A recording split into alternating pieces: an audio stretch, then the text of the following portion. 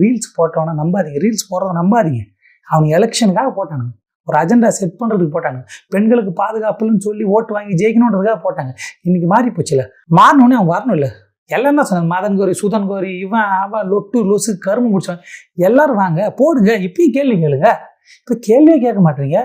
சாதாரணமாக ஒரு ஆக்டிவிட்டிஸ்லாம் போகிறான். இதுக்கு முன்னாடி முதல்வரே பதில் சொல்லுங்க, இப்போ வந்து மக்கள் பதில் சொல்லணும், சமூகம் பதில் சொல்லணும். சமூகம் இதை எப்படி சொல்ல போகுது, எப்படி அணுக போகுது, இந்த சமூகம் இதுக்கு என்ன சொல்ல போகுது, இப்படி பேசி தொலைகிறாங்க. இதுக்கு முன்னாடி கவர்மெண்ட் பதில் சொல்லணும், இப்போ சமூகம் பதில் சொல்லணும். ஏன்டா இப்படி பண்ணுறீங்க? யாரா நீங்கள்? ரியாலிட்டியை பேசுங்கடா. ஒரு அரசாங்கம் எதில் தப்பு பண்ணுறதோ அதை தட்டி கேட்க வேண்டியதுதான். ஒரு அரசாங்கம் இதில் வந்து அவனை அரெஸ்ட் பண்ண முடியும், அவனுக்கு உடனடியாக தண்டனை வாங்கி கொடுக்க முடியும், இனிமேல் யாரும் பண்ணாத அளவுக்கு அவங்க சேஃப்டி மெஷர்ஸ் எடுக்க முடியும். அவ்வளோதான்டா.